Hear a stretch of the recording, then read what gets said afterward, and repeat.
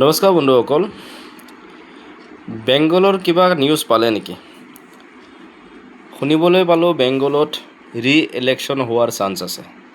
এই কাৰণে যে তাতে ফেক ভোটৰ দ্বাৰাই জয় হৈছে বিজেপি। কিমান দূৰ সঁচা কিমান দূৰ মিছা নাজানো, কিন্তু ভাইৰেল হৈ পৰিছে। লাইভ ভিডিঅ' দেখিবলৈ পোৱা গৈছে যে তেওঁলোকে ভোট চুৰি কৰি জয় হৈছে বুলি।